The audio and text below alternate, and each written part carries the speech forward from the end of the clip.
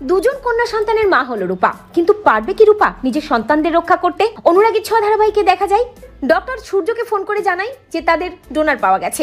শুরু হয় দীপার চোখের অপারেশন। দীপা আবারও তার দৃষ্টি ফিরে পায়। একে একে কেটে যায় অনেকগুলো দিন। রূপারও ডেলিভারি টাইম হয়ে যায় এবং রূপা দুটো কন্যা সন্তানের জন্ম দেয়। সেনগুপ্ত বাড়িতে খুশির জোয়ার বইতে থাকে। সবাই যখন হসপিটালে হই হুল্লোড় করতে থাকে এবং দুটো কন্যা সন্তানকে নিয়ে সবাই যখন খুশিতে মেতে ওঠে, তখন ওই হসপিটালে হাজির হয় ছদ্মবেশী রুডি। রুডি জেল থেকে পালিয়ে গেছে এবং রুডি ওয়ার্ড বয়ের ছদ্মবেশে সেখানে হাজিরও হয়েছে।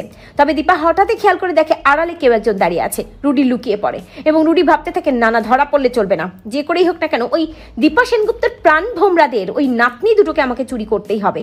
আড়ালে যে কেউ দাঁড়িয়েছিল দীপা দেখতে পায় এবং দীপা বেশ ভয় পেয়ে সূর্যকে বলে, ডাক্তারবাবু ডাক্তারবাবু, আমার মনে হলো আমি আড়ালে কাউকে দেখলাম, ওটা কে ছিল ডাক্তারবাবু? সূর্য দীপাকে বলে, দীপা দীপা আমি দেখছি ওখানে কে ছিল।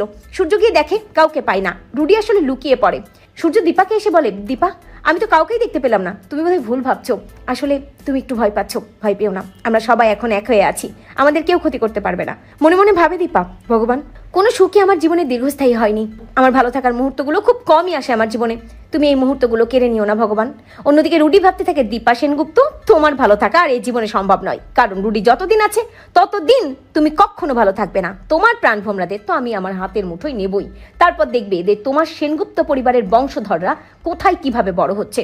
তো বন্ধুরা, তোমরা এটাই চাও তো যে দীপা যেন পারে তার দুই নাতনিকে আগলে রাখতে? কমেন্ট করে জানাতে ভুলো না।